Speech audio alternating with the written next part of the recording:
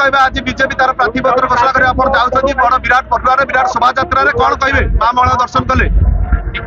आमे मां मंगला को दर्शन करिए मां मंगला को आशीर्वाद सहित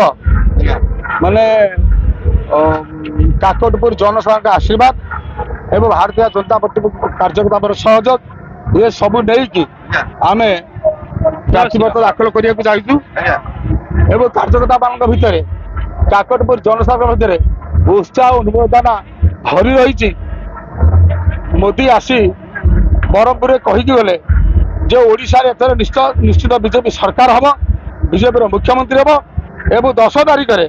शपथ ग्रहण हम नूतन मुख्यमंत्री बीजेपी मुख्यमंत्री तेणु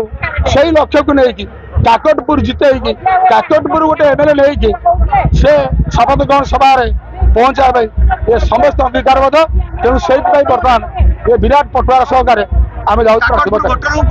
निवेदन कौन करेंगे काकटपुर भोटर को एतिक मात्र निवेदन करी ये जो युद्ध आस धर्म युद्ध महाभारत धर्म युद्धर अवहित पूर्व गांधारी जो आशीर्वाद देला से आशीर्वाद दियंत मते जाओ वीररणे देउछे मेलानी पापराशि हेउ क्षय